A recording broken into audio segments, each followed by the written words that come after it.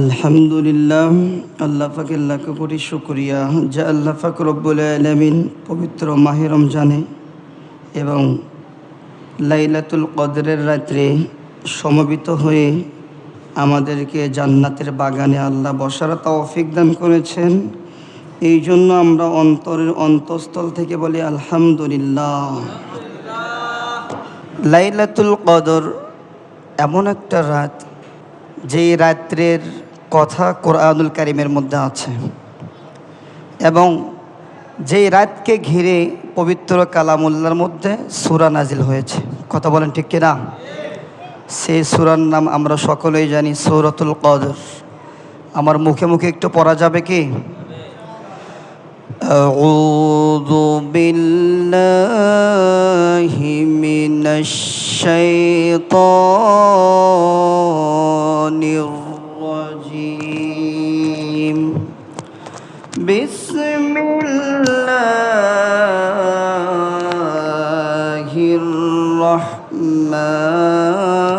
রহমানির রহিম। ইন্না আনজালনাহু ফি লাইলাতিল কদর ওয়া মা আদরাকা মা লাইলাতুল কদর। লাইলাতুল কদরি খায়রুম মিন আলফি শাহর। তানাজ্জালুল মালাইকাতু ওয়ার রূহু ফিহা বিইذনি রাব্বিহিম মিন কুল্লি আমর। সালামুন হিয়া হাত্তা মাতলাইল ফজর। সকলে বলি সাদাকাল্লাহুল আযীম। এই রাজ্য এত গুরুত্বপূর্ণ, এই গুরুত্বপূর্ণ বিধায় আল্লাহ পাক রব্বুল আলামিন এই রমজান মাসের সম্মান বাড়িয়ে দিয়েছে। রমজান মাসের সম্মান দুই কারণে হয়েছে, তার মধ্যে এই রাত্রির কারণে এক নাম্বার লাইলাতুল কদরের রাত, এবং আরেকটি কারণ যেই মাসে পবিত্র কালামুল্লাহ নাজিল হয়েছে। এই দুইটি কারণে রমজানুল মুবারকের সম্মান আল্লাহর কাছে বেড়ে গিয়েছে। এই রমজান মাস এত গুরুত্বপূর্ণ। আমরা অনেক মুসলমান আছি, এই রমজান মাসের গুরুত্ব বুঝি না, মুখে যদি দুই একবার বলেও কিন্তু বাস্তবে নাই। এরকম লোক আছে কি নাই? শুধু বলে যায় রমজান মাস গুরুত্বপূর্ণ, কিন্তু রমজান মাস গুরুত্বপূর্ণ এই কথাটা বললেই হবে না। রমজান মাস গুরুত্বপূর্ণ মুখে বলতে হবে এবং কাজে বাস্তবায়ন করতে হবে। কথা বলেন ঠিক কিনা? রমজান মাস গুরুত্বপূর্ণ ঠিক আছে, আপনি যদি ইবাদত বন্দেগী রোজা নামাজ যদি না পড়েন তাহলে আপনার কাছে অন্য মাসের মতো। কথা বলেন ঠিক কিনা? আল্লাহ রসুলের সামনে সাহাবীরা যখন বসেছিল, আল্লাহ রসুল কথা বলতে বলতে বনী ইসরাইলের এক ব্যক্তির কথা সাহাবীদের সামনে বললেন। সাহাবীদেরকে দৃষ্টি আকর্ষণ করে বলছে, ও সাহাবীরা, বনী ইসরাইলের এক মুজাহিদ ছিল। বনী ইসরাইলের এক মুজাহিদ, তিনি ধারাবাহিকভাবে 80 বছর রোজা থেকেছে, নামাজ পড়েছে এবং জিহাদ করেছে। সুবহানাল্লাহ। তখন সাহাবীরা আল্লাহ রসুলকে বলতে লাগলো, আল্লাহ রসুল, বনী ইসরাইলের লোকের হায়াত বেশি ছিল, 1200 বছর 1300 বছর তারা দুনিয়াতে বাঁচত। আল্লাহ রসুল, আমাদের হায়াত কম, আমাদের হিংসা হয়, ওই রকম হায়াত যদি আমাদের কেউ দিত তাহলে আমরাও রোজা করতাম, নামাজ পড়তাম, যুদ্ধ করতাম, আমরাও আল্লাহ তাআলার পেয়ারা বান্দা হয়ে যেতাম। তখন আল্লাহ রসুল চিন্তায় পড়ে গেলেন আমার উম্মতের কি হবে। তখন সাথে সাথে আল্লাহর পক্ষ থেকে জিবরাইল আলাইহিস সালাম এই সূরাতুল কদর নাজিল করে দিলেন। সুবহানাল্লাহ। আল্লাহ রাসূলকে জানায় দিলেন, আল্লাহ রাসূল লাইলাতুল কদরি খায়রুম মিন আলফি শাহর।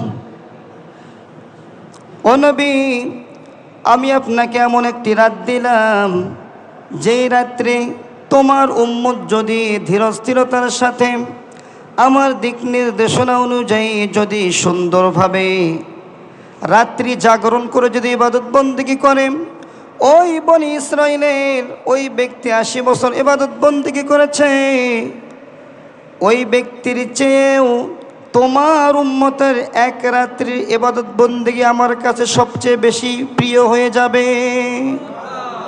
তাহলে একটু চিন্তা করেন কতটা মর্যাদাবান। তাহলে লাইলাতুল কদরি খায়রুম মিন আলফি শাহর। এই লাইলাতুল কদর যে রাতটা আমরা যাপন করছি, এই রাতটা 1000 মাসের থেকে উত্তম যদি আমরা তা পালন করি। কথা বলেন ঠিক কিনা? 1000 মাস যদি হিসাব করা হয় তাহলে আপনার দাঁড়ায় 83 বছর 4 মাস। আমরা কি 83 বছর 4 মাস ধারাবাহিকভাবে রোজা রাখতে পারবো? নামাজ পড়তে পারবো? যুদ্ধ করতে পারবো? কিন্তু আমরা যদি এই রাতটা যদি সুন্দর করে ইবাদতবন্দি করি তাহলে 83 বছর থেকেও আমাদের আমল নামায় নেকি দান করবে কে? এই জন্যে এই রাতটা আমাদেরকে গুরুত্ব দিতে হবে। আল্লাহ রাসূলের স্ত্রী হযরত আয়েশা রাদিয়াল্লাহু তাআলা আনহা আল্লাহ রাসূলকে জিজ্ঞাসা করলেন, ও আল্লাহ রাসূল, এই লাইলাতুল কদর এত গুরুত্বপূর্ণ, ঠিক আছে জানলাম, কিন্তু স্পেশাল কিছু আমল আমাকে বলে দেন আমি যেন আল্লাহর নৈকট্য লাভ করতে পারি। তখন আল্লাহ রাসূল আয়েশা রাদিয়াল্লাহু তাআলা আনহাকে বলে দিলেন তিরমিজির 3513 নম্বর হাদিস। আল্লাহ রাসূল তার স্ত্রীকে বলে দিলেন, ও আয়েশা, তুমি এই রাত্রে এই দোয়াটা বেশি বেশি পড়বা। আল্লাহুম্মা ইন্নাকা আফুউন কারীম তুহিব্বুল আফওয়া ফা'ফু আন্নী। আল্লাহুম্মা ইন্নাকা আফুউন কারীম, ও আল্লাহ আপনি ক্ষমাশীল, তুহিব্বুল আফওয়া আপনি ক্ষমা করতে ভালোবাসেন, ফা'ফু আন্নী আল্লাহ আমি গুনাহগার, অতএব আল্লাহ আমাকে মাফ করে দাও। তাহলে এই রাত্রে সর্ব উত্তম ইবাদত বন্দেগী হচ্ছে আল্লাহর কাছে গুনাহ মাফ চাওয়া। কথা বলেন ঠিক কিনা? কিন্তু আজকের রাত্রে মানুষের উপস্থিতি কম দেখা যাচ্ছে। সবে বরাত এবং সবে মেরাজে লোক মসজিদে ভরে যায়, কিন্তু সবে কদরের লোক কোথায় চলে গেল? আমাদের অভ্যাস গুরুত্বপূর্ণ সময়ে আমরা আল্লাহ রসুলের ইবাদত বন্দি করতে চাই না। আমরা দুনিয়ার অফার বুঝি, দুনিয়াতে অফার দেয় ঈদের সময়, ঈদুল ফিতরের আগে মার্কেট যারা ব্যবসা করে একটার সাথে আর একটা ফ্রি। আমরা ওই অফার নেওয়ার জন্য দোকানের মধ্যে সিরিয়াল ধরি, ঘন্টার পর ঘন্টা জামে থেকে আমরা শপিং করে নিয়ে আসি। কিন্তু পরকালের অফার যে সময়গুলোতে ইবাদত বন্দি করলে আল্লাহর নৈকট্য পাওয়া যাবে, নিজেকে জাহান্নাম থেকে বাঁচানো যাবে, ওই সমস্ত দিনগুলো ওই সমস্ত রাতগুলোতে আমরা ইবাদত বন্দি করতে চাই না। কথা বলেন ঠিক কিনা? আমাদের এই উপস্থিতি বলে দেয় পবিত্র কালামুল্লাহর সূরাতুন নাজিআর মধ্যে আল্লাহ ইরশাদ করেন, ওয়া আসারাল হায়াতাদ দুনিয়া ফাইন্নাল জাহিমা হিয়াল মাওয়া। যারা পরকাল থেকে এই দুনিয়াকে প্রাধান্য দেবে, ফাইন্নাল জাহিমা হিয়াল মাওয়া, তারাই জাহান্নামে ঢুকে যাবে। তাহলে এই উপস্থিতি কি বোঝায়? জাহান্নামের সংখ্যা বেশি হবে না জান্নাতের সংখ্যা বেশি হবে? জাহান্নামের সংখ্যা বেশি হবে। এই জন্য আমরা কি জাহান্নামে যেতে চাই? এই মাইকের আওয়াজ যত দূর যায় সবাইকে দৃষ্টি আকর্ষণ করে বলছি, ভাইয়েরা সারা জীবন গুনাহ করেছি আমরা, একটা রাত আমরা আল্লাহর জন্য বিলীন করে দিতে পারি না? আল্লাহ কোরআনে বলেছে, আলাম ইয়ানি লিল্লাযিনা আমানু আন তাখশা কুলুবুহুম লিযিকরিল্লাহ। বান্দা তুমি কত গুনাহ করবা, তুমি কত দৌড়াবা, তোমার কি দৌড় এখনো শেষ হয় নাই? তুমি তাড়াতাড়ি আমার কাছে চলে আসো, চলে এসে তুমি তওবা করো। ইল্লা মান তাবা ওয়া আমানা ওয়া আমিলা আমালান সালিহান ফাউলাইকা ইউবাদদিলুল্লাহু সাইয়্যাতিহিম হাসানাত। তুমি তওবা করো, ঈমান আনো, আমলে সালিহ করো। ইন্নাল হাসানাতি ইযহিবানাস সাইয়্যাত। এই তওবা করার কারণে আমি তোমার সকল গুনাহকে সওয়াবে পরিণত করে দেব। কিন্তু আমরা এমনভাবে দুনিয়া নিয়ে পড়েছি, আমরা এই দুনিয়া থেকে পরকালকে প্রাধান্য দেই। পরকালকে প্রাধান্য দেওয়ার কারণে জাহান্নাম আমাদের নিকটে চলে আসছে। আর আমরা যদি পরকালকে প্রাধান্য দিই দুনিয়াকে পরে, কিন্তু সর্বপ্রথম কাকে প্রাধান্য দিতে হবে? পরকালকে। যদি আমরা প্রাধান্য দিতে পারি তাহলে আল্লাহ তাআলা পবিত্র সূরাতুন নাজিআর মধ্যে ইরশাদ করেন, ওয়া আম্মা মান খাফা মাকামা রাব্বিহি ওয়া নাহান নাফসা আনিল হাওয়া ফাইন্নাল জান্নাতা হিয়াল মাওয়া। আল্লাহু আকবার।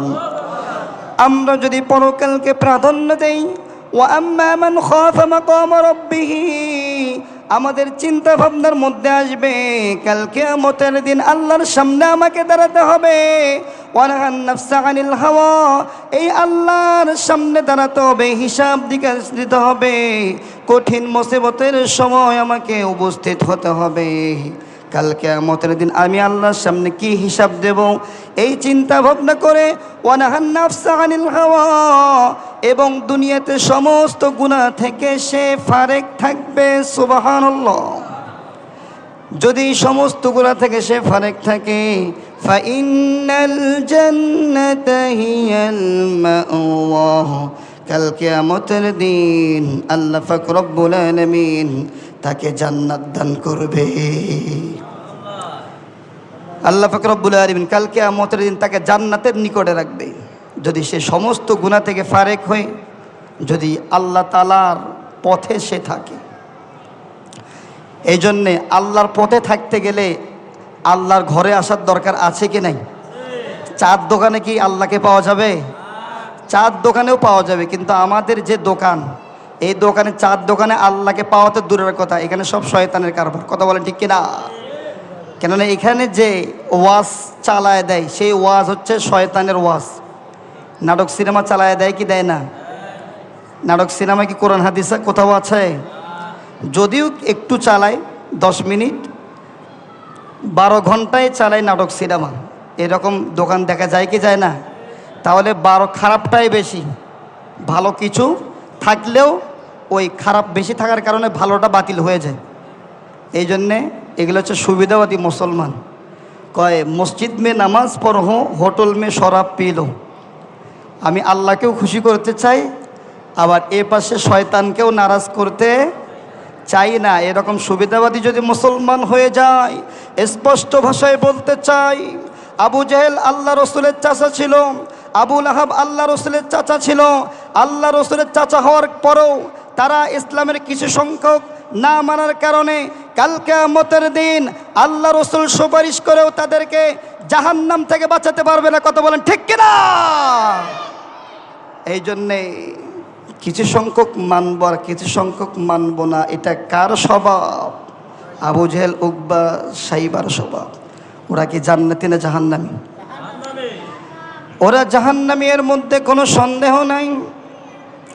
এই জন্যে আমরা যদি মুসলমান দাবি করি, তাহলে ইসলামের কোন কোন বিধানগুলো মানলে আমি নিজেকে জাহান্নাম থেকে বাঁচাতে পারবো, সব সময় পরকালের বিষয়টা নিয়ে নিজেকে গোছাতে হবে এবং পেরেশানের মধ্যে থাকতে হবে। পেরেশান কেন থাকতে হবে?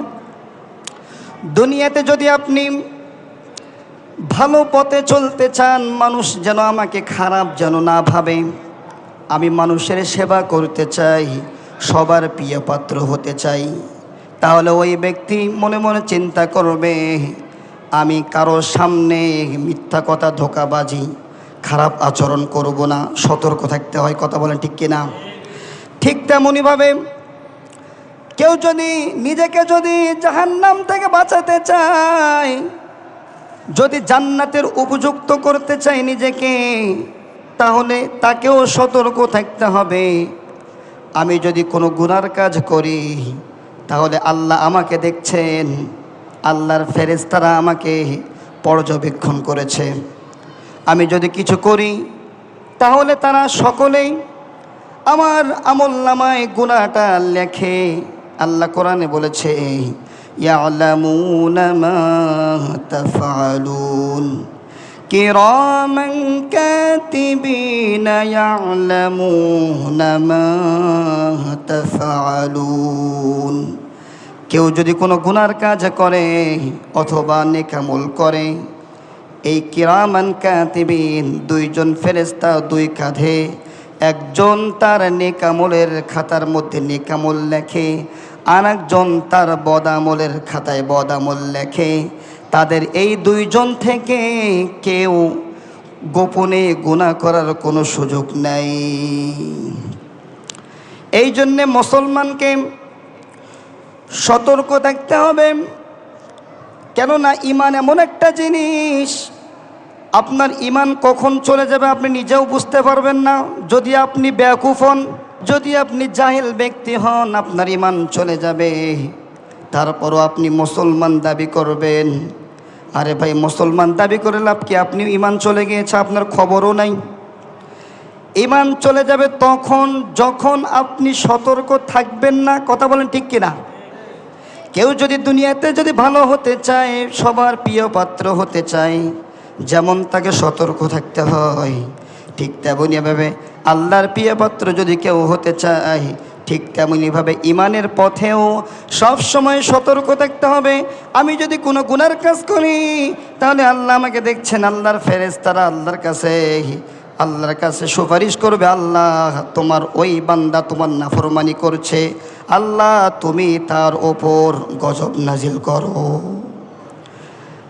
তখন ফেরেশতারা আমাদের জন্য বদদোয়া করবে। অলরেডি বদদোয়া সবসময় করে যারা নাফরমানি করে। কথা বলেন ঠিক কিনা? কেননা সিগারেট যদি আমরা খাই, তখন ফেরেশতা আমাদের কাছে আসতে পারবে? তখন বদদোয়া করে সে চলে যায়, হে আল্লাহ নাফরমান বান্দা, তোমার উপর আল্লাহ লানত পড়ুক, আল্লাহ তোমাকে কত সুন্দরভাবে গঠন করেছে, তুমি নাফাক জিনিস খেয়ে, সিগারেট, মদ, গাঞ্জা, আরও কত কী যেন নাম আছে, তুমি এগুলো খেয়ে তোমার নিজের শরীর তো বলা যায় না, আল্লাহর দেওয়া শরীর তুমি নষ্ট করছো, তোমার উপর লানত পড়ুক, আল্লাহ তাআলা আমানতের খিয়ানত তুমি করছো। অজুর সময় যদি কেউ কথা বলে, একবার কথা বলে, ফেরেশতারা বলে চুপ করো, রহমতের ফেরেশতারা।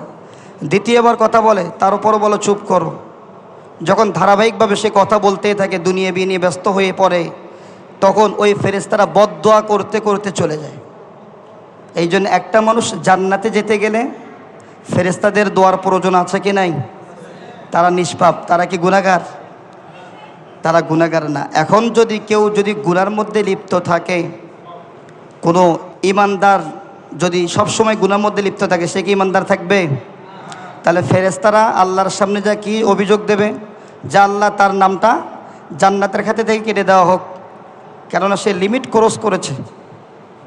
দুনিয়াতে কেউ যদি কারো প্রিয়পাত্র হতে চায়, যেমন সারা জীবন ভালো করেছে, শেষে যদি এমন একটা কাজ করেছে সেটা মেনে নেওয়ার মতো না, এরম কিছু কাজ আছে কি নাই?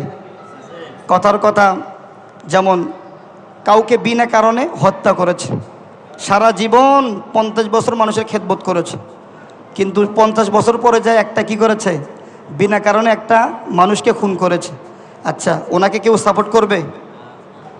ঠিক তেমনইভাবে আপনি সারা জীবন ইমানের পথে আছেন, যদি আপনার হুশ অথবা আপনি ইচ্ছাকৃতভাবে আপনি ইসলামের ওপরে আছেন, আপনি খেয়াল করেন নাই, আপনার অলসতার কারণে হতে পারে আপনার ইমানের মধ্যে ত্রুটি চলে আসছে, এমন একটা কাজ করেছেন আপনার ইমান চলে গিয়েছে।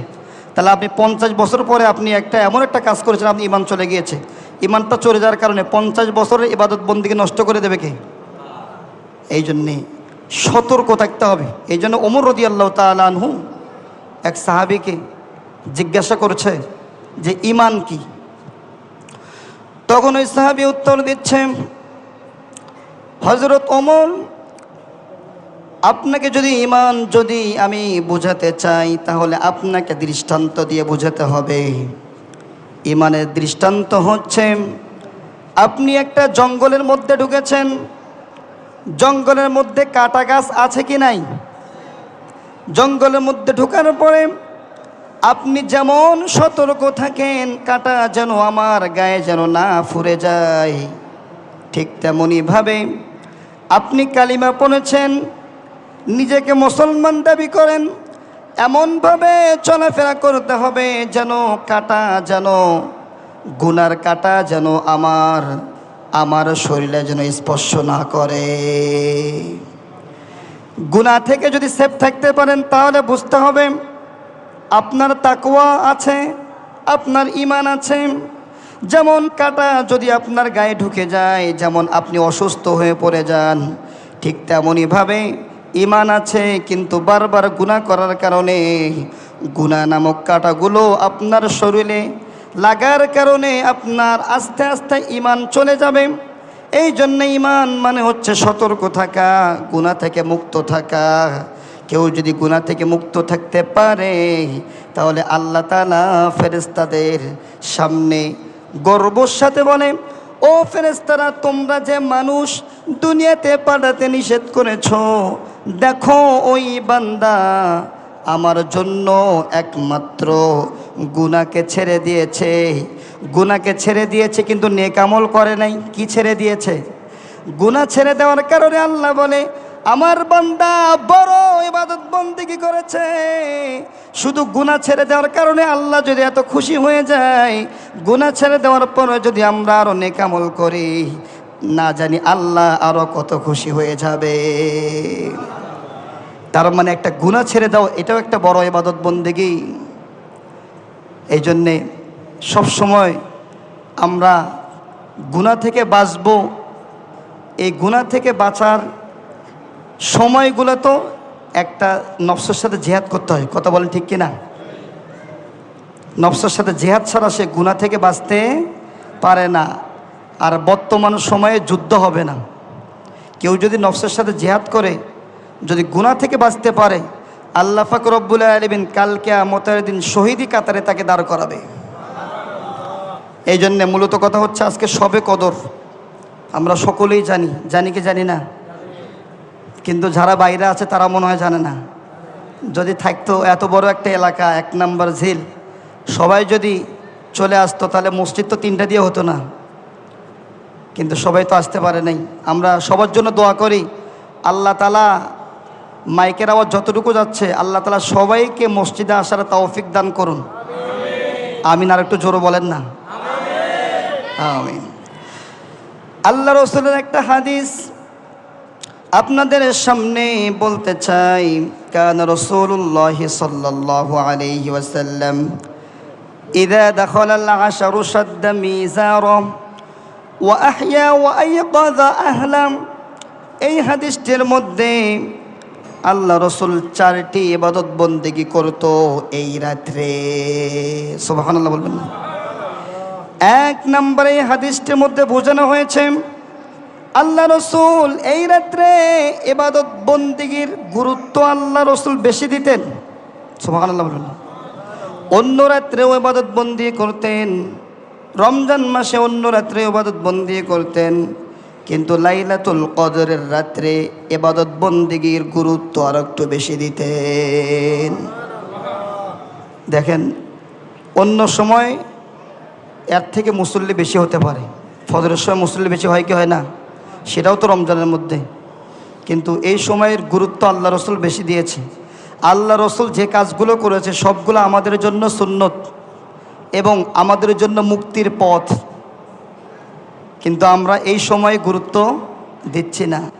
আল্লাহ রসুল এই হাদিসটির মধ্যে 4টি ইবাদত বন্দেগী এই রাত্রে আল্লাহ রসুল বেশি বেশি করতেন। তার মধ্যে 1 নাম্বার হলো আল্লাহ রসুল এই শবে কদর রাতকে আল্লাহ রসুল বেশি গুরুত্ব দিতে। আল্লাহ রসুল যেহেতু গুরুত্ব দিয়েছে, আমাদেরকে দেওয়া দরকার আছে কি নাই? 2 নাম্বার, এই রাত আল্লাহ রসুল রাত্রি জাগরণ করে ইবাদত বন্দেগী করেছে। কিন্তু আমরা অনেক সময় যদিও রাত্রি জাগরণ করি, দুনিয়াবি অহেতুক কথা, মিথ্যা কথা, টাচ মোবাইল যদি থাকে, নাটক সিনেমা দেখে আমরা সময় নষ্ট করে ফেলি। কিন্তু আল্লাহ রসুলের কি এটা সুন্নত? সময় নষ্ট করা আল্লাহ রসুলের কি সুন্নত? আল্লাহ রসুল এই শবে কদর রাত্রে আল্লাহ রসুল জাগরণ করে ইবাদত বন্দেগী করেছে। তাহলে রাত্রি জাগরণ করাটাও একটা ইবাদত বন্দেগী।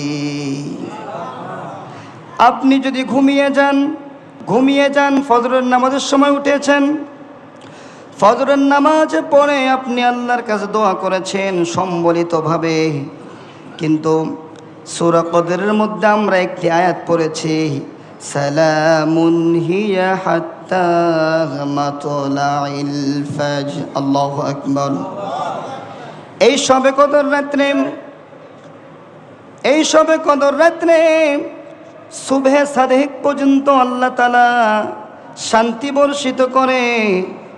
আপনি যদি সুবহে সাদেকের পরে ফজরের নামাজ আমরা পড়ি, ফজরের নামাজের পরে যদি আপনি দোয়া করেন, তাহলে আপনি সুবহে সাদেকের আগে কি আল্লাহর কাছে দোয়া করেছেন না পরে করেছেন? কিন্তু এখানে কি বলেছে? সালামুন হিয়া হাত্তা মাতলাইল ফাজর। সালামুন হিয়া হাত্তা মাতলাইল ফাজর, সুবহে সাদের আগ পর্যন্ত আমি রহমত বর্ষিত করি। তোমরা কে আছো? তোমরা রহমত চাও। তোমরা কে আছো? তোমরা মাগফিরাত চাও। তোমরা কে আছো? তোমাদের টাকা পয়সার প্রয়োজন, তোমাদের কি সমস্যা? তোমাদের রিজিকের সমস্যা। সুবহে সাদিকের আগে অন্ধকারের মধ্যে 2 রাকাত, 4 রাকাত, 8 রাকাত তাহাজ্জুদের নামাজ পড়ে, নফল নামাজ পড়ে আল্লাহর দরবারে 2 ফোঁটা চোখের পানি ফেলাও। আল্লাহ, আমি বড় নাফরমান, আমি গুনাহগার, আল্লাহ আমাকে মাফ করো। দুনিয়াতে পদে পদে আমি বিপদে পড়ছি। এইভাবে যদি আল্লাহর কাছে দোয়া করতে পারেন এই শবে কদর রাত্রে সুবহে সাদিকের আগে, ইনশাআল্লাহ আল্লাহ রসুলের যে হাদিসগুলো আছে এই হাদিসগুলো দ্বারা প্রমাণিত, অবশ্যই অবশ্যই সেই বান্দার দোয়া কবুল হয়ে যাবে। আল্লাহ রসুলের হাদিস, মান কামা লাইলাতাল কদরি ঈমানান ওয়া ইহতিসাবান গুফিরা লাহু মা তাকদ্দামা মিন যানবিহি। সুবহানাল্লাহ। কেউ যদি ঈমানের সাথে, একাকিত্বর সাথে কেউ যদি আল্লাহ রসুল যেভাবে বলেছে নামাজ পড়ার জন্য, মেশিনের মতো নামাজ পড়ে না, 2 রাকাত নামাজ পড়ে, আল্লাহ রসুল যেভাবে ধীরস্থিরতার সাথে নামাজ পড়তে বলেছেন, কুমু লিল্লাহি কানিতিন, যেভাবে নামাজ পড়তে বলেছে সেইভাবে যদি 2 রাকাত নামাজ যদি ঈমানের সাথে পড়ে, তাহলে গুফিরা লাহু মা তাকদ্দামা মিন যামবিহি, আল্লাহ তাআলা এই 2 রাকাত নামাজ যদি কবুল করে, এই 2 রাকাতের বিনিময়ে তার সারা জীবনের গুনাহ খাতা মাফ করে দেয়। এই জন্যে 2 নাম্বার, আমরা এই রাত্রি জাগরণ করব ইবাদত বন্দেগীর মাধ্যমে। আমরা অনেক সময় এই রাত্রে অনেক মহিলা এবং পুরুষ দেখা যায় জিজ্ঞাসা করে, হুজুর নামাজ কত রাকাত? শবে কদরের নামাজ কত রাকাত? আচ্ছা ভাই, কোরআন হাদিসে কিন্তু কোনো নির্দিষ্ট কোনো নামাজ নেই। 12 রাকাত পড়েন, 18 রাকাত পড়েন। কিছু বইয়ের মধ্যে পেয়ে যাবেন, হকারদের বইয়ে দেখবেন তারা গ্রামে গ্রামে বিক্রি করে শবে কদর, শবে বরাত, শবে মেরাজের 12 রাকাত, 14 রাকাত করে নামাজ। প্রথম রাকাতে সূরা ফাতিহার পরে সূরা ইখলাস পড়তে হবে 10 বার। এখন এই ব্যক্তি নিয়ম কানুন দেখে অবাক, এত কঠিন নামাজ, এগুলো সব হকারদের বই। হকারদের বই পড়ে আপনি ইসলামটাকে কঠিন মনে করবেন, ইসলামটাকে আপনি মেনে নেবেন এবং আরেকজনকে বলবেন, তাহলে আপনি নিজেও পথভ্রষ্ট হয়ে যাবেন এবং আপনার মাধ্যমে আরও কিছু লোক পথভ্রষ্ট হয়ে যাবে। কথা বলেন ঠিক কিনা? এই জন্যে রাত্রি জাগরণ করব আমরা, যে যতটুকু পারি। কেউ যদি 4 রাকাত নফল নামাজ পড়ে ধীরস্থিরতার সাথে 1 ঘন্টা ধরে পড়া সম্ভব কি সম্ভব না? যদি আপনার কোরআন মুখস্থ থাকে। এখন মানুষ স্পিডে পড়ার কারণও আছে। 2 রাকাত নামাজ 3 মিনিটের বেশি পড়তে পারে না। কারণ কি? কেননা তার ভেতরে মাল নাই। মাল নাই মানে হচ্ছে কোরআনের এলেম নাই। সে সূরা ফিল থেকে সূরা নাস পর্যন্ত কোনো মতো জানে। তো এখন সূরা ফিল থেকে নাস পর্যন্ত দিয়ে যদি কেউ নামাজ পড়ে, 2 রাকাত নামাজ বেশির থেকে বেশি 6 মিনিট ধরেন, 7 মিনিট ধরেন, দীর্ঘক্ষণ ধরে তো নামাজ পড়তে পারবে না। কিন্তু আল্লাহ রসুল এমনভাবে নামাজ পড়তেন, আল্লাহু আকবার, সূরাতুল বাকারা, সূরাতুল আলে ইমরান আল্লাহ রসুল 1 রাকাতে পড়ে ফেলতেন। সুবহানাল্লাহ। আপনাদের কাছে এই 2টা সূরা কম মনে হতে পারে, কিন্তু আপনারা যদি জানেন এই সূরাটা পবিত্র কালামুল্লাহর কতটুকু অংশ ধরে আছে। সূরাতুল বাকারা 2 পারা 8 পৃষ্ঠা, তার মানে হচ্ছে 48 পৃষ্ঠা একটা সূরাই। সুবহানাল্লাহ বলবেন না? আমরা 48 পৃষ্ঠা যদি 1 রাকাতে পড়ি, পরের রাকাতে আমরা মনে হয় সম্ভবত পড়ে যাব, অথবা নামাজ ছেড়ে চলে যাব, অথবা যদি 2 রাকাত কোনো সময় নামাজ পড়ি এইভাবে, তারপরে দিন আর নফল নামাজের কাছেও যাব না। কথা বলেন ঠিক কিনা? এই জন্য আপনাদেরকে বলতে চাই, মাইকের আওয়াজ যতটুকু যাই, মা বোনদেরকে উদ্দেশ্য করে বলছি এবং বাইরে যারা আমার কথাগুলো শুনছেন সবাইকে উদ্দেশ্য করে বলি, মা বোন ভাইরা, আজকে রাত্রে ঘুমানোর রাত নাম। আজকে রাত্রে ঘুমাবেন না। সারা জীবন গুনাহ করেছেন, সুন্দরভাবে পবিত্র অর্জন করে, সুন্দরভাবে ওযু করে নামাজে দাঁড়ায়া যান। সর্বপ্রথম তওবার নামাজ পড়েন। তওবার নামাজ পড়ার পরে, আল্লাহ আমি বড় গুনাহগার, আমাকে মাফ করে দাও, সমস্ত গুনার ওপর তওবা করছি। কেননা তওবা যদি আপনি না করেন, আপনার অন্তরের মধ্যে যদি আল্লাহ মোহর মেরে দেয়, আপনি যত ইবাদত বন্দেগী করেন, কোনো ইবাদত বন্দেগী আল্লাহর কাছে কবুল হবে না। এমনকি তওবা যদি না করেন, আপনার ঈমানও নাও থাকতে পারে। তওবা মানে হচ্ছে ফিরে আসা। অনেক সময় আমরা অনেক গুনার কারণে আমাদের ঈমান চলে যায়।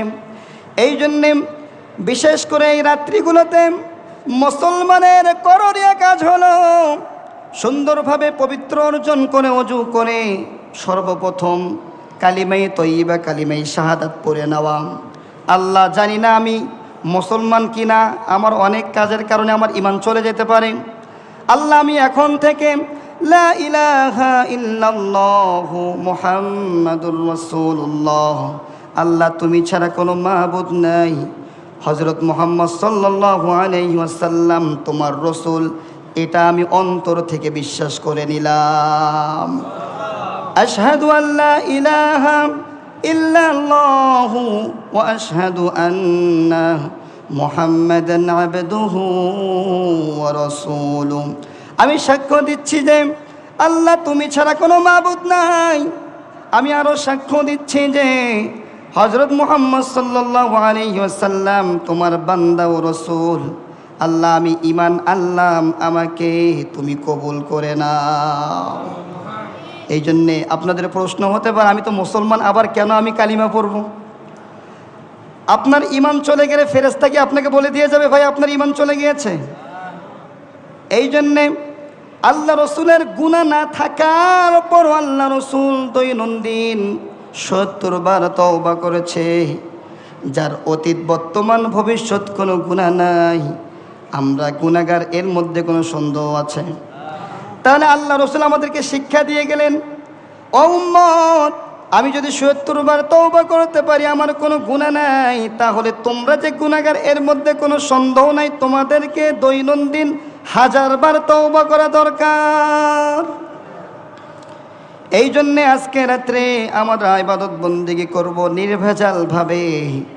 সর্বপ্রথম পবিত্র অর্জন করে, কালিমা পড়ে, তওবা করে আমরা রাত্রি জাগরণের মাধ্যমে ইবাদত বন্দি করব। কথা বলেন ঠিক কিনা? 4 নাম্বার, পরিবারকে উৎসাহিত করা। কোরআন এবং হাদিস দ্বারা প্রমাণিত আছে দাউসরা জান্নাতে যাবে না। দাউস কাদেরকে বলা হয়? দাউস বলা হয় যে পরিবারের 4 জনের মধ্যে একজন, যার টাকা দিয়ে পরিবার চলে, যার টাকা দিয়ে পরিবার চলে তাকে দাউস বলা হয়। তার জিম্মায় যে লোকগুলো আছে, ওই লোকগুলো যদি কোনো ভুল করে, অপরাধ করে, এর পার্সেন্টেজ তার আমলনামায় চলে যাবে। আর যদি তার মাধ্যমে যদি তারা ভালো কাজ করতে পারে, অটোমেটিকভাবে সে দুনিয়াতেও তার আমলনামায় সওয়াব ঢুকবে এবং পরকালেও কাল কিয়ামতের দিন আল্লাহ তাআলা তাকে বিশেষ বিশেষ রহমত দিয়ে জান্নাত দান করবে। 4 নাম্বার, পরিবারকে উৎসাহিত করা মানে হলো, আপনি যদি বাড়ির যদি কর্তা হন, তাহলে অনেক ইবাদত বন্দেগী আছে স্ত্রী ইচ্ছা করলেও করতে পারে না, যেটা আপনি সহযোগিতা না করলে সম্ভব না। এরকম কিছু ইবাদত বন্দেগী আছে কি না এই ঘরে? যেমন পর্দার পরিবেশ যদি আপনি না করেন, স্ত্রী কিভাবে করবেন? আপনি যদি পর্দার যদি পরিবেশ করেন, পরিবেশ করার কারণে আপনার স্ত্রী যদি পর্দা করে, আল্লাহ রাসূলের হাদিস, আদাল্লু আলাল খায়রি কাফাইলিহি, কেউ যদি ভালো কাজের পথ দেখায়, সে সমপরিমাণ ভালো কাজের সওয়াব পায়। আপনি পর্দার পরিবেশ করেছেন ঘরে, আপনার স্ত্রী, আপনার মেয়ে, আপনার বোন, আপনার পরিবার পর্দা করছে, অটোমেটিকভাবে আপনার আমল নামায় সওয়াব ঢুকছে। অন্যদিকে যদি আপনার ঘরে আপনার স্ত্রী, আপনার আত্মীয় স্বজন যদি পর্দা যদি না করে, আপনি যদি পর্দার পরিবেশ যদি না করেন, পর্দা পরিবেশ করতে পারবেন, তারপরে যদি না করেন, অটোমেটিকভাবে আপনার আমল নামায় গুনাহ ঢুকাইয়ে দেবে কে?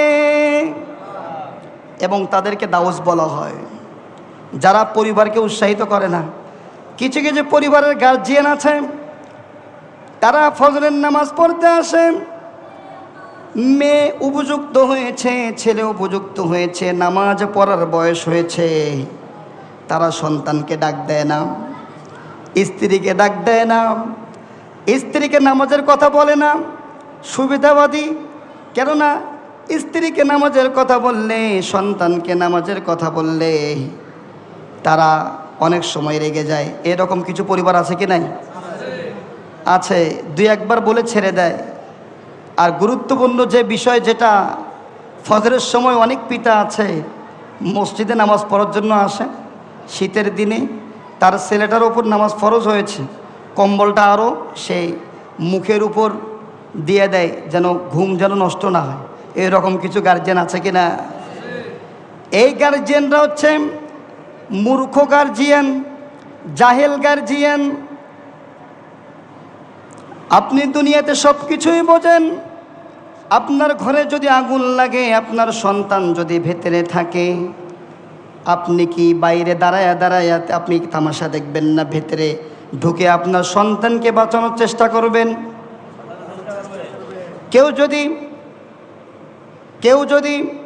কারো যদি ছেলে অথবা মেয়ে নামাজের বয়স হয়েছে, নামাজ যদি না পড়ে, কাল কিয়ামতের দিন সর্বপ্রথম নামাজের হিসাব হবে।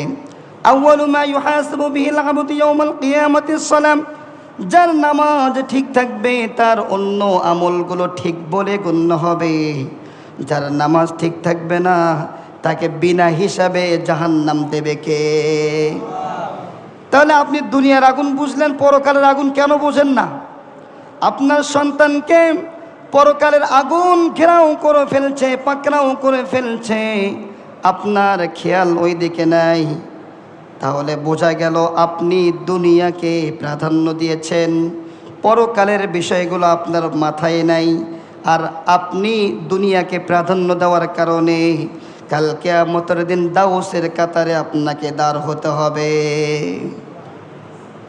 সন্তান উপযুক্ত হওয়ার আগ পর্যন্ত আপনি ঠিকভাবে শাসন করেন না, এই জন্য সন্তান নামাজ পড়তে আসতে চায় না। কয়জন গার্জিয়ান আছে সন্তানকে সঠিকভাবে গাইডলাইন দেয়? এরকম গার্জিয়ান খুঁজে পাওয়া মুশকিল হয়ে যাবে।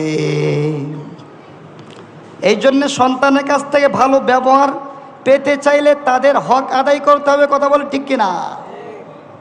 আমরা মনে করি বিয়ের পরে মনে হয় সন্তানের হক, কিন্তু বিয়ের আগে যে সন্তানের হক চলে আসে এটা আমরা অনেকে জানিও না। কথা বলেন ঠিক কিনা?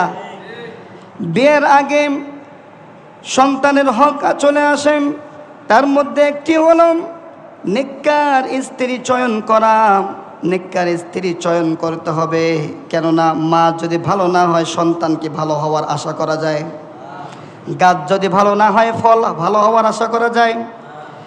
এই জন্যে বিয়ের আগে স্ত্রী চয়ন করতে হবে।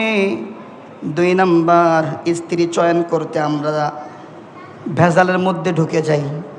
ভেজালের মধ্যে ঢুকে মানি আমরা স্ত্রী চয়ন করি ঘর বাড়ি দেখে, বাড়িঘর দেখে, টাকা পয়সা দেখে, সৌন্দর্য দেখে। আমরা দেখি কি দেখি না? 2 নাম্বার, নেককার সন্তান যদি আপনি পেতে চান তাহলে 2 নাম্বার আপনার স্ত্রী বিয়ের আগে যে আপনার স্ত্রী হবে বিয়ের পরে, ওই মেয়েটাকে দেখতে গিয়ে সর্বপ্রথম দিনদারিত্ব দেখতে হবে। তাহলে 1 নাম্বার আপনার সঠিক নেককার মেয়ে চয়েস করতে হবে। 2 নাম্বার তার দিনদারিত্ব দেখতে হবে। টাকা পয়সার দিকে পরে দিনদারিত্ব দিকে দেখতে হবে। আল্লাহ রসুল বলেছে একটা মানুষের মধ্যে 4টে গুণ যদি থাকে তোমরা তাকে বিবাহ করো। 4টার মধ্যে যদি 3টা যদি পাওয়া না যায়, একটা পাওয়া যায়। কয়টা? একটা যদি পাওয়া যায় সেটা হচ্ছে ওই মেয়েটার দিনদারিনী মেয়ে, তার মধ্যে আল্লাহর ভয় আছে। একটি যদি পাওয়া যায় বাকি 3টি বাদ দাও, একটি পেয়ে তোমরা তাকে বিবাহ করো। হযরত ওমর রাদিয়াল্লাহু তাআলা আনহুর ছেলে আব্দুল্লাহ, তিনি একজন বিবাহ করেছে রাখালের মেয়ে। রাত্রেবেলা হযরত ওমর রাদিয়াল্লাহু তাআলা আনহু মানুষদের খবর নিতেন। এক মহিলার ঘর থেকে আওয়াজ আসলো। ওই মহিলা বলতে লাগলো তার মেয়েকে, ও মেয়ে দুধের মধ্যে পানি দাও, আজকে দুধ কম হয়েছে। তখন ওই মেয়ে বলতে লাগলো, মা না, হযরত ওমর রাদিয়াল্লাহু তাআলা আনহু নিষেধ করেছে দুধের মধ্যে পানি দেওয়ার জন্য। তখন তার মা বলছে, বোকা মেয়ে, ওমর কি এখানে দরজার পাশে দাঁড়িয়ে আছে? ওমর তো ওমরের জায়গায়, ওমর কি দেখতে আসছে এখানে দুধে পানি দিচ্ছ? তখন ওই মেয়েটা বলতে লাগলাম, ও মা, ওমরের চোখ ফাঁকি দেওয়া যায়, কিন্তু আমি আল্লাহর চোখ ফাঁকি কিভাবে দেব? তিনি তো দেখছেন। এই দিনদারিত্ব থাকার কারণে, ওই মেয়েটার তাকওয়া থাকার কারণে হযরত ওমর রাদিয়াল্লাহু তাআলা আনহু সে সময় অর্ধজাহানের খলিফা ছিল। অর্ধজাহান এটা কি কম না বেশি? অর্ধজাহান মানে শুধু বাংলাদেশটা? এই পৃথিবীর মধ্যে প্রায় 200-র উপর দেশ আছে। অর্ধজাহান, অর্ধেকটা সে শাসন করত।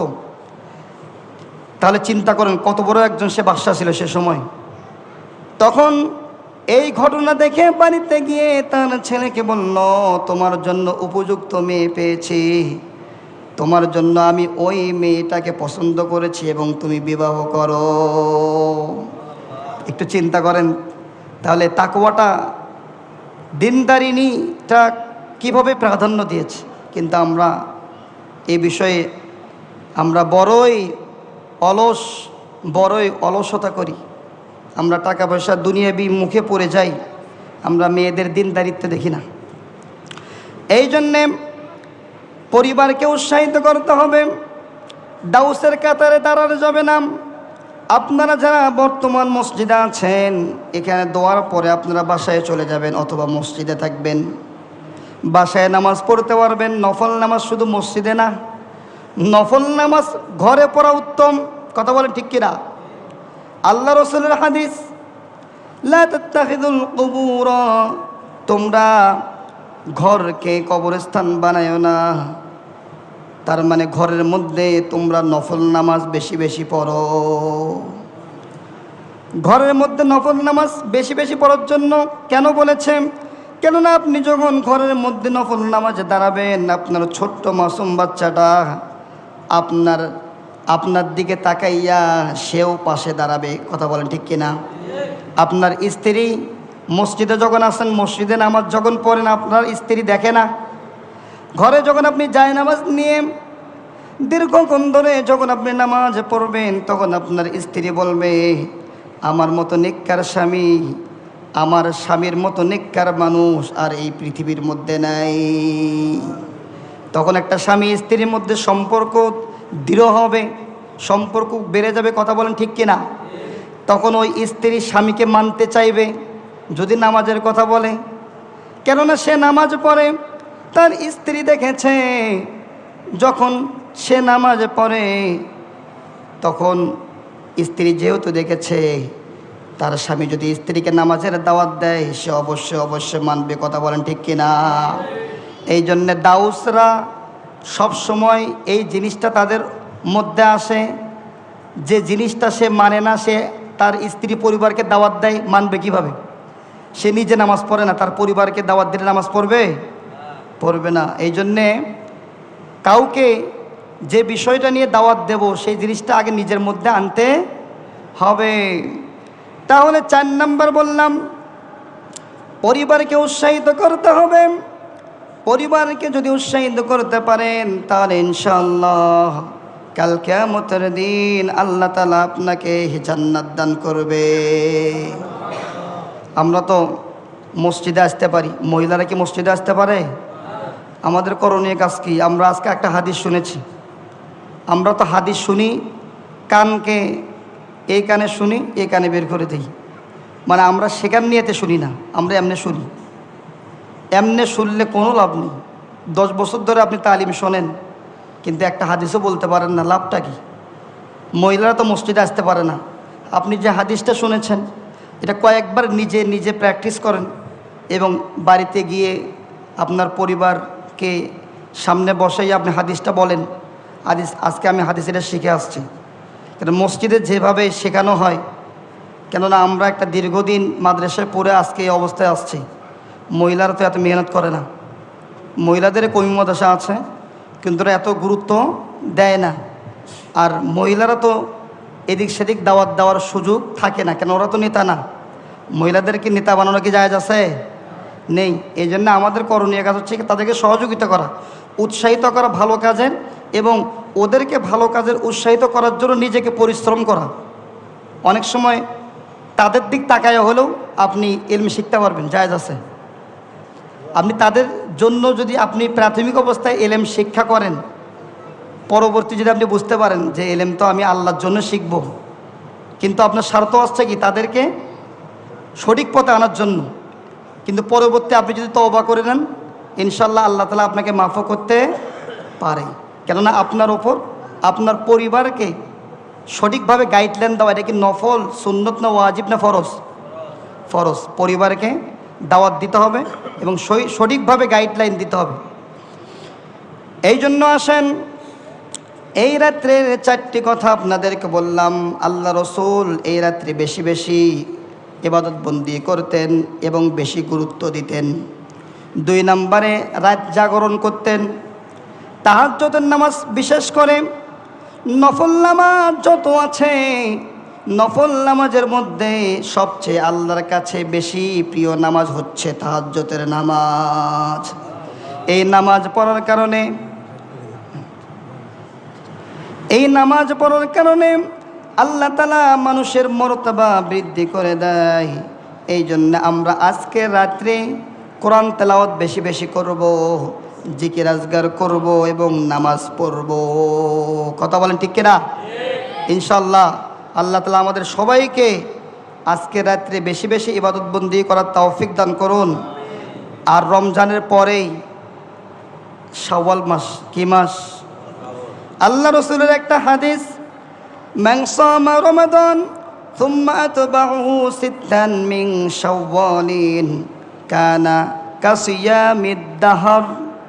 কেউ যদি রমজানের পরে শাওয়াল মাসে 6টি রোজা করে, আল্লাহ পাক রব্বুল আলামিন তাকে পুরা বছরের রোজার সওয়াব দান করে। এই জন্যে রমজানের পরে শাওয়াল মাস, ওই 6টা রোজা কাদের ওপর? যারা রমজানে 30টা রোজা রেখেছে। আপনি রমজানে ফরজ রোজা ছেড়ে দিয়ে নফল রোজা নিয়ে টানাটানি এটা করার সুযোগ ইসলামে আপনাকে দেয় নাই। আপনি আগে মূল জিনিস ধরেন। কিন্তু আমাদের অভ্যাসটা ওই দিকে, ফরজের দিক খবর নাই, কিন্তু আমরা নফল নিয়ে টানাটানি করার অভ্যাস আমাদের মধ্যে আছে কি না? এই জন্যে রমজানের পরে একটা মানুষ যদি গুনার মধ্যে লিপ্ত হয়ে যায়, তাহলে বুঝতে হবে তার রমজানটা সঠিকভাবে সে পালন করতে পারে নাই। তাহলে রমজানটা আমরা একটা প্রশিক্ষণের মধ্যে আছি। এই রমজান থেকে বের হয়ে রমজানের পরের যে সময়টা আসবে, ওই সময় যদি আমরা নামাজ যদি না পড়ি, শুধু রমজানে পড়েছি, তাহলে এই রমজানের রোজা এবং নামাজ আমাদের কোনো কাজে আসবে না। এই রমজান মাসের রোজা নামাজ আপনি পড়েছেন, আলহামদুলিল্লাহ। রমজানের পরেও যদি আপনি নামাজ ঠিক রাখতে পারেন, ইনশাআল্লাহ আপনার রোজা, নামাজ এবং আপনার নামটা আল্লাহ তাআলাই সর্ব অবস্থায় মুত্তাকির কাতারে আল্লাহ তাআলা রাখবে। কথা বলেন ঠিক কিনা? এই জন্যে আজকে রাত্রে আমাদেরকে গুরুত্ব বেশি বেশি দেওয়া দরকার। আর যে দোয়াটা বললাম, একবার বলেছি, আর একবার বলি আপনাদের শেখার জন্য। বলেন, আমার মুখে মুখে বলেন, আল্লাহুম্মা ইন্নাকা আফুউন কারীম। আজকে রাত্রে এই দোয়াটা বেশি বেশি পড়বেন, আর বাংলাটাও পরে জানবেন। বাংলাটা না জেনে আপনি আরবি সারা রাত পড়তে পড়তে ক্লান্ত হয়ে গেলেও কোনো লাভ নেই। আপনি কি বলছেন এটা আপনার অন্তর থেকে তো আগে বুঝতে হবে আমি কি বলছি আল্লাহকে। আল্লাহুম্মা ইন্নাকা আফুউন কারীম। হে আল্লাহ, আপনি ক্ষমাশীল। মাইকের আওয়াজ যতদূর যাচ্ছে আপনারা সকলেই বলার চেষ্টা করেন, আল্লাহুম্মা ইন্নাকা আফুউন কারীম। হে আল্লাহ, আপনি ক্ষমাশীল। তুহিব্বুল আফওয়া, আপনি ক্ষমা করতে ভালোবাসেন। আপনি ক্ষমা করতে ভালোবাসেন। ফাফু আন্নি, অতএব আমাকে মাফ করে দিন। হে আল্লাহ, আপনি ক্ষমাশীল, আপনি ক্ষমা করতে ভালোবাসেন, অতএব আমাকে মাফ করে দিন। এই বাংলাটা মাথায় রাখবেন, মাথায় রেখে দোয়াটা পড়লে কাজ হবে। এই রাত্রে গুরুত্বপূর্ণ ইবাদত বন্দিগির মধ্যে এই দোয়াটা একটা। এটা সহিহ হাদিস দ্বারা বর্ণিত হয়েছে। হযরত আয়েশা রাদিয়াল্লাহু তাআলা আনহা তিনি আল্লাহ রসুলকে জিজ্ঞাসা করেছে, আর আল্লাহ রসুল তখন বলেছে এই দোয়াটা বেশি বেশি এই রাত্রে বলো। কেননা আমরা যে গুনাহগার, এর মধ্যে কোনো সন্দেহ আছে? আর মুসলমানের মধ্যে সবচেয়ে বড় সফলতা কি? যদি সে নিজেকে জাহান্নাম থেকে বাঁচাই যা, যদি সে অন্ধকার কবরে যেতে পারে। কথা বলে ঠিক কিনা? অন্ধকার কবর গেলে দুনিয়াতে আসার সুযোগ আছে না? কেউ দুনিয়াতে আসছে এরকম কোনো নজির আছে? এই জন্য সফলতা আমাদের কবর পর্যন্ত যদি আমরা ঈমান নিয়ে যেতে পারি, এটাই সবচেয়ে বড় সফলতা। আর এই সফলতা যদি কোনো মানুষ পেয়ে যায়, সে দুনিয়াও পেয়ে গেল, আখিরাতেও পেয়ে গেল। এই জন্য আজকে যা আলোচনা করেছি, আল্লাহ তাআলা আমাদেরকে আমল করার তৌফিক দান করুন। আর একটা গুরুত্বপূর্ণ বিষয়, যারা হারাম খেয়ে আজকে রাত্রে ইবাদত বন্দি করবেন, তাদের দোয়া আল্লাহ কবুল করবে না। যদি হারাম খেয়ে থাকেন, তওবা করে ফেলবেন, আল্লাহ এখন থেকে হারাম ছেড়ে দিচ্ছে, হারামের কাছেও আর যাব নাহলে আপনি সারা রাত সিজদায় পড়ে থাকবেন, কোনো লাভ হবে না। 1 নাম্বার, হারাম থেকে দূরে থাকতে হবে, মনে থাকবে তো ইনশাল্লাহ। 2 নাম্বার, পিতামাতাকে কষ্ট দিয়ে আপনি নামাজ পড়লে লাভ হবে না। পিতামাতা আপনার উপর অসন্তুষ্ট।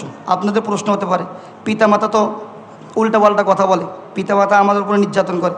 হ্যাঁ, পিতামাতা নির্যাতন করতে পারে, আপনি নির্যাতন সহ্য করবেন, না হলে আপনার পিতামাতার কাছ থেকে দূর হয়ে যাবেন। তাদের সাথে সম্পর্ক রাখবেন, তাদের সামনে থাকবেন না, কিন্তু পিতামাতাকে আপনি আঘাত করতে পারবেন না। কথার মাধ্যমে হোক অথবা অঙ্গ প্রত্যঙ্গের মাধ্যমে অথবা ধমক বা কথাবার্তার মাধ্যমে তো কোনোভাবেই করা যাবে না। পিতামাতা যদি ব্যবসাও হয়, পিতামাতা যদি বাটপাড়ারও যদি আজম হয়, তারপরে সন্তান পিতামাতার ওপর একটা কথা বলার ইসলামী অনুমতি নেই। আপনি গুরুজনের কাছে বিশেষ দিতে পারেন যে আমার পিতাকে একটু বলেন আমার সাথে এরকম নির্যাতন করছে। পিতামাতাকে কষ্ট দিয়ে নামাজ পড়লে নামাজ হবে, দোয়া করলে দোয়া হবে। এই জন্য আমাদের পিতামাতাকে কষ্ট দেওয়া তো দূরে থাকবো। আর যারা পিতামাতাকে কষ্ট দিয়েছেন, আল্লাহু আকবার, যদি পিতামাতা বেঁচে থাকে, পিতামাতা যদি বেঁচে থাকে, দেরি করিয়েন না ভাই। কোরআন হাদিস দ্বারায় প্রমাণিত আল্লাহর পরে হক হচ্ছে পিতামাতা। এটা আপনি বুঝছেন না।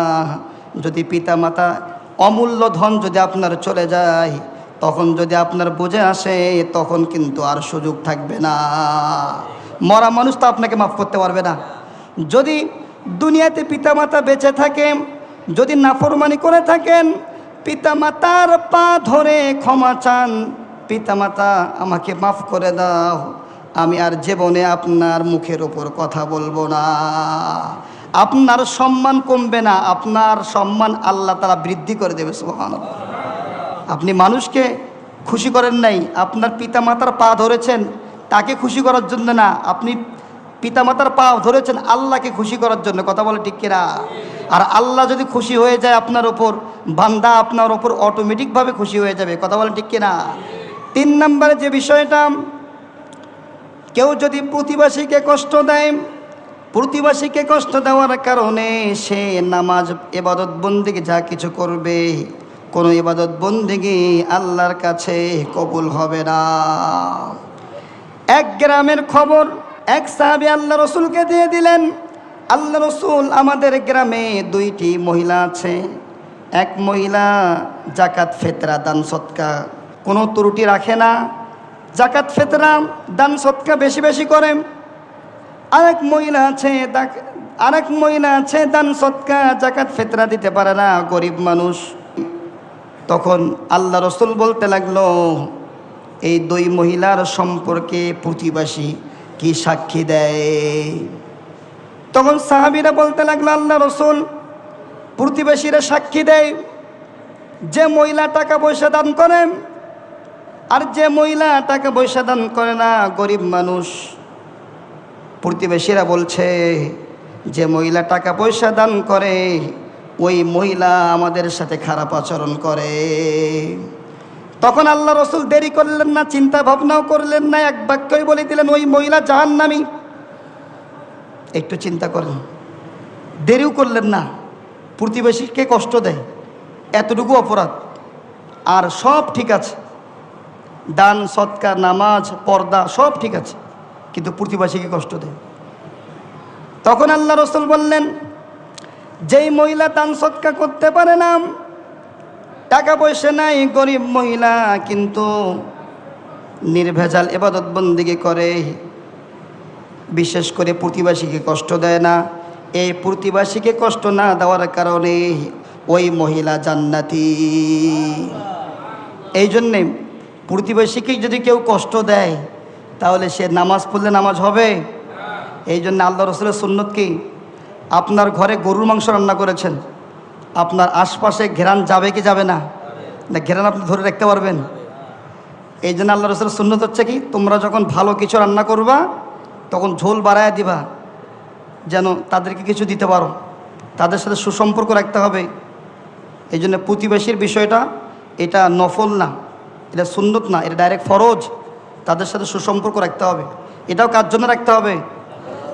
আপনি ব্যক্তিকে ভাই খুশি করতে পারবেন না। ওই মহিলা যে দান সৎকা করতো, টাকা পয়সার অভাব ছিল না, দান সৎকা তো এলাকার মধ্যে আগে করতো, তারপরও মানুষরা তার উপর নারাজ। তার উপর কেন নারাজ? শুধু টাকা পয়সা দিয়ে মানুষকে খুশি করা যায় না। মানুষকে আপনি কোনোভাবে সন্তুষ্ট করতে পারবেন না।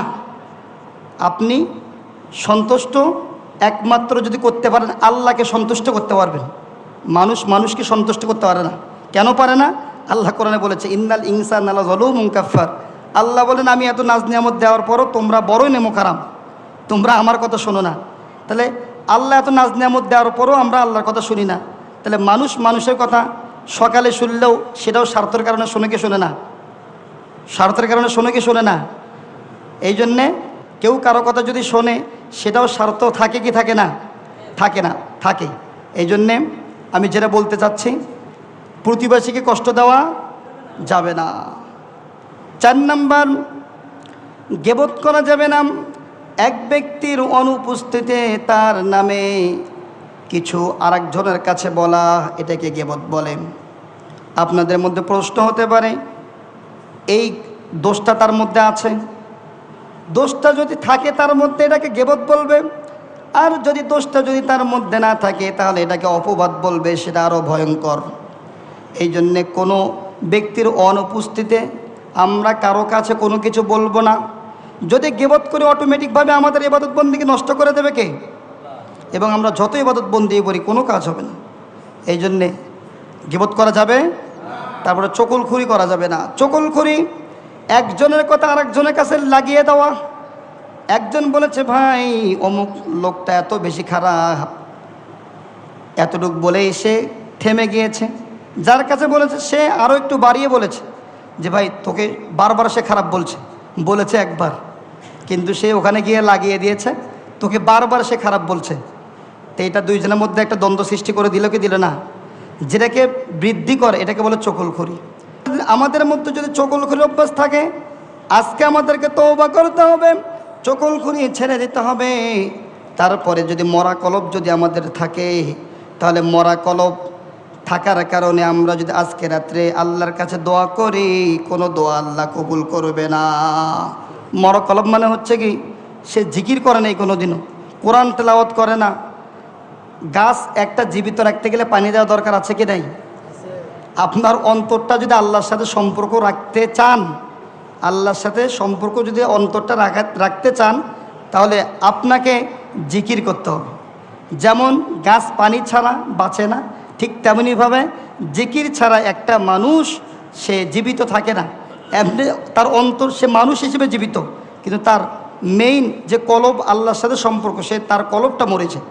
আর মরা কলবের সাথে আল্লাহর কোনো সম্পর্ক নেই, জীবিত কলবের সাথে সম্পর্ক। এই জন্য সর্ব অবস্থায় দৈনন্দিন আমরা লা ইলাহা ইল্লাল্লাহ, আল্লাহ আল্লাহ, লা ইলাহা ইল্লাল্লাহ, লা ইলাহা ইল্লাল্লাহ, লা ইলাহা ইল্লাল্লাহ, লা ইলাহা ইল্লাল্লাহ, লা ইলাহা ইল্লাল্লাহ, লা ইলাহা ইল্লাল্লাহ, লা ইলাহা ইল্লাল্লাহ, মুহাম্মাদুর রাসূলুল্লাহ। প্রত্যেক দিন আমরা বিশেষ করে এই লা ইলাহা ইল্লাল্লাহ, আল্লাহ আল্লাহ বলার চেষ্টা করব। মাঝে মধ্যে লা ইলাহা ইল্লাল্লাহ মুহাম্মাদুর রাসূলুল্লাহ সাল্লাল্লাহু। আর আমরা এই জিকির কি করছি, এর অর্থটা কি? তো অর্থটা মাথায় রেখে আপনাকে জিকির করতে হবে। আপনি লা ইলাহা ইল্লাল্লাহ কী বলছে আপনি নিজেও জানেন না, আপনার চিন্তাধারা অন্যদিকে, এই জিকির করলে কোনো লাভ নেই। আপনি কি বলছেন? লা ইলাহা ইল্লাল্লাহ, আল্লাহ ছাড়া কোনো মাবুদ নেই, মুহাম্মদ রাসূলুল্লাহ আল্লাহ তাআলার রসুল মুহাম্মদ সাল্লাল্লাহু আলাইহি সাল্লাম, এই বিষয়টা মাথায় রেখে আপনাকে জিকির করতে হবে। আর 7 নম্বরে যে বিষয়টা, কেউ যদি দোয়া করাবো তাড়াহুড়া করা যাবে না। আমি দোয়া করেছি, আমার দোয়া কেন কবুল হলো না, এই চিন্তা ভাবনা এসে বাঁচে না। আরে ভাই, আপনার যদি ঈমান থাকে, আপনি দোয়া করেছেন, আপনার অন্তরের মধ্যে বিশ্বাস থাকতে হবে, আমি দোয়া করেছি, দুনিয়াতে যদি আল্লাহ আমাকে না দেয়, কাল কিয়ামতের দিন আল্লাহ আমাকে দেবে, এটা মুমিন হিসেবে আমাকে বিশ্বাস করতে হবে। আর কাল কিয়ামতের দিন অনেক মানুষ তার নেকামল দেখে সে হতভম্ব হয়ে যাবে, বিশ্বাসও করতে পারবে না যে এত নেকামল আমি কিভাবে করেছি। তখন আল্লাহর পক্ষ থেকে তার কাছে জবাব আসবে, ও বান্দা, তুমি দুনিয়াতে দোয়া করেছ, সেই দোয়াগুলো আমি দুনিয়াতে কবুল করে নাই, পরকালের জন্য আমি তোমার জন্য রেখে দিয়েছি। তখন ওই বান্দা বলবে, আল্লাহ, দুনিয়াতে যদি আমার কোনো দোয়া যদি কবুল না হতো, পরকালের জন্য যদি রেখে দিতেন, তাহলে আমার আজকে আমি বেশি উপকৃত হয়ে যেতাম। এই জন্যে দোয়া করার পর তাড়াহুড়া করা যাবে না। দোয়া করেছেন, আল্লাহ কবুল করেছে, এই ঈমানটা অন্তরের মধ্যে আনতে হবে। দোয়া করেছি, কবুল হলো কি হলো না, হলো কি হলো না, এইভাবে চিন্তা ভাবনা করা যাবে এই চিন্তা ভাবনা যদি আসে আপনার দোয়াই কবুল হবে না। যা কিছু আলোচনা হয়েছে আল্লাহ তাআলা আমাদেরকে আমল করার তৌফিক দান করুন। বিশেষ করে সলাতুত তাসবিহ একটা নামাজ আছে, সলাতুত তাসবিহ একটা নামাজ, নাম শুনছিলেন? আল্লাহ রসুল তার চাচাকে হযরত আব্বাস রাদিয়াল্লাহু তাআলা আনহুকে আল্লাহ রসুল বলেছিল, ও চাচা আপনি সলাতুত তাসবিহ নামাজ যদি দৈনন্দিন পারেন দৈনন্দিন পড়েন, যদি দৈনন্দিন যদি না পারেন সপ্তাহে একবার পড়েন, যদি সপ্তাহে যদি না পারেন মাসে একবার হলেও পড়েন, যদি মাসেও যদি না পারেন তাহলে জীবনে একবার হলেও সলাতুত তাসবিহ নামাজটা পড়েন। সুবহানাল্লাহ। এই সলাতুত তাসবিহ নামাজের একটা তাসবিহ আছে, সুবহানাল্লাহি ওয়ালহামদুলিল্লাহি ওয়ালা ইলাহা ইল্লাল্লাহু আল্লাহু আকবার।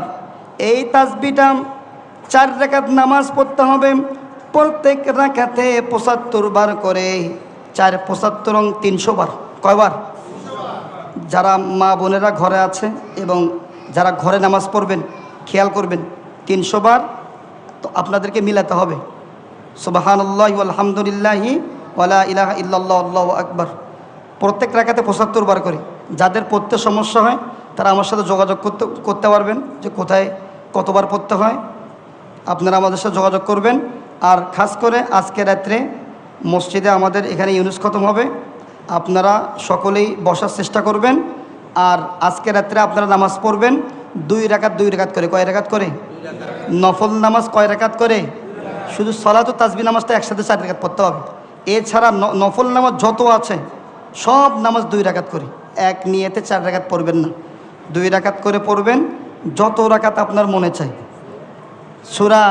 সূরা ফিল থেকে সূরা নাসর পর্যন্ত পড়বেন। সূরা ফিল যদি প্রথমে পড়েন তারপরে সূরা কুরাইশ পড়বেন, তারপর প্রথম সূরা যদি সূরা মাউন পড়েন তারপরে সূরা কাউসার পড়বেন। আমরা অনেকে এই বিষয়টা জানিও না। কথার কথা কেউ যদি সূরা ফিল পড়ে তারপরে সূরা যদি যেমন কুরাইশ বাদ দিয়ে যদি সূরা মাউন পড়ে তাহলে প্রথম সূরা ফিলের থেকে সূরা মাউন ছোট না বড়? বড়। তার মানে বিশেষ করে শেষের 10টা সূরা মনে রাখবেন, শেষের 10টা সূরা আপনি সর্বপ্রথম আপনার সিরিয়ালটা মনে রাখতে হবে। আপনি সিরিয়াল যদি উল্টা করে পড়েন নামাজ মাকরু হবে, আর বারবার আপনি সিরিয়াল উল্টা করার কারণে আপনার বড় গুনাহ হতে পারে। এই জন্য সিরিয়ালটা ঠিক রাখা এটা জরুরি। আমরা সিরিয়াল যেটা জানি সূরা ফিলের পরে সূরা কুরাইশ, তারপরে সূরা মাউন, তারপরে সূরা কাউসার, তারপরে সূরা কাফিরুন, তারপরে সূরা নাসর, তারপরে সূরা লাহাব, তারপরে সূরা ইখলাস, তারপরে সূরা ফালাক, তারপরে সূরা নাস। এই 10টা সূরা আগে আমাদেরকে সিরিয়াল করে জানতে হবে। কথা বুঝতে পেরেছেন? সিরিয়াল করে জানার পরে আমাদেরকে মাথায় আনতে হবে যে প্রথম রাকাতের থেকে যদি দ্বিতীয় রাকাতে যদি সূরা যদি বড় হয়ে যায় তাহলে নামাজ মাকরু হবে। যেমন সূরা ফিলের থেকে যদি আপনি সূরা মাউন পড়েন, দ্বিতীয় রাকাতে সূরা যদি মাউন পড়েন, প্রথম রাকাতে আলাম তারা পড়েছেন, দ্বিতীয় রাকাতে আরওয়াইতাল যদি পড়েছেন তাহলে আপনার নামাজ মাকরু হবে। কেন মাকরু হবে? আলাম তারার থেকে আরওয়াইতাল যেটা বড়। এই জন্যে নামাজের মধ্যে বিশেষ করে 10টা সূরার মধ্যে আপনাকে খেয়াল করতে হবে যে সূরা ফিলের পরে একটা সূরা বাদ দিয়ে যদি আপনি আরেকটা সূরা পড়েন তাহলে নামাজ মাকরু হবে। প্রত্যেকটা সূরা আপনি একটু খেয়াল করেন, দেখেন আপনি প্রথমে আলাম তারা পড়েছেন, তারপরে আপনি কুরাইশ বাদ দিচ্ছেন, আপনি আরওয়াইতাল দিয়ে পড়েছেন, নামাজ মাকরু হবে। অথবা আপনি আরওয়াইতাল দিয়ে পড়েছেন, আপনি একটা সূরা বাদ দিয়েছেন, সূরা কাউসার বাদ দিয়েছেন, ইন্না আতাইনা কাল কাউসার, তারপরে সূরা কোন সূরা? কাফিরুন। এই আপনার নামাজ মাকরু হয়ে যাবে। আপনি আরওয়াইতাল দিয়ে পড়লে আপনাকে কাউসার পড়তে হবে, ইন্না আতাইনা কাল কাউসার পড়তে হবে। অথবা আপনি সূরা ইখলাস পড়তে পারবেন, কিন্তু আপনাকে খেয়াল করতে হবে যে আমি যে সূরাটা পড়েছি তারপরে একটা সূরার পরে আরেকটা সূরা পড়া যাবে না, কমসে কম মাঝখানে 2টা সূরা বাদ দিতে হবে। হ্যাঁ, কটা সূরা বাদ দিতে হবে? আলাম তারা পড়েছেন, আপনি কুরাইশ বাদ দিতে হবে এবং মাউন বাদ দিতে হবে, তারপরে কোন সূরা? ইন্না আতাইনা কাল কাউসার। তাহলে আপনি ওই শেষের 10টা সূরার মধ্যে একটা সূরার পরে আরেকটা সূরা বাদ দিয়ে আরেকটা সূরা পড়লে নামাজ মাকরু হবে। আপনি প্রথম একটা সূরা পড়েছেন, তারপরের মধ্যে 2টা সূরা বাদ দিতে হবে। 2টা সূরা যদি বাদ দেন তারপরের সূরা যদি পড়েন তাহলে নামাজ মাকরু হবে। আমরা এটা অনেকে জানিও না। বুঝতে পারছি আপনাদেরকে? যদি বুঝতে পারেন তাহলে আলহামদুলিল্লাহ, না বুঝলে কিছু করার নেই, জিজ্ঞাসা করবেন। ঠিক আছে? তাহলে বাইরে মাইকের আওয়াজ যতটুকু যাচ্ছে আপনারা সকলেই নামাজ নির্ধারণ করবেন না যে 12 রাকাত 14 রাকাত এরকম নির্ধারণ করে আল্লাহ